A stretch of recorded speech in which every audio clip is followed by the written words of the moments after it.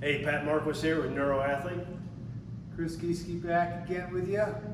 So we're going to finish out our series on balance, and this time we're going to talk about proprioception.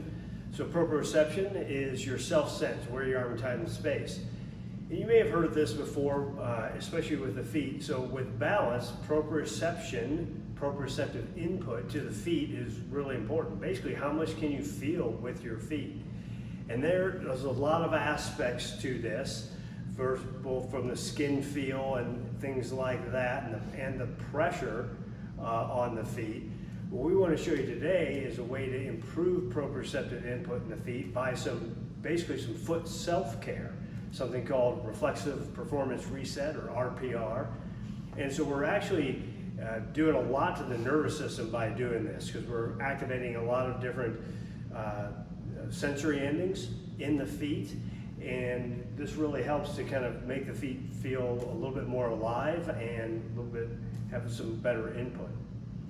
So now the assessments you could do, the same ones we've shown before, where you're doing your balance with your feet together and your arms across your chest. A great one for this too is just walking barefoot down and back a hallway or in your house, and just kind of see how your feet feel, and then see how they feel after you do this on both feet.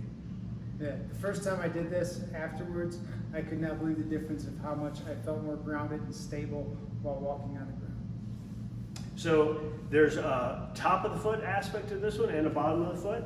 For the top of the foot, we're basically going to be rubbing in between the metatarsal bones, those long bones that we have on our feet. And so you're starting between your big toe and the second toe. And all Chris is doing is applying a little pressure inward with his thumb and then moving the skin back and forth, all right, as he works up and down in between the two metatarsals. Now, he's moving over between the second and the third toe. You don't have to spend a lot of time on this. 3 to 5 seconds of rubbing in the spot, slide down a little bit farther. Eventually, as you come up, you're going to hit the tarsal bones, and you'll feel those in there. Right, blocky bones. You're not working up into there. You're just staying in between the metatarsals. Word of warning: first time you do this, there may be some really sensitive areas here.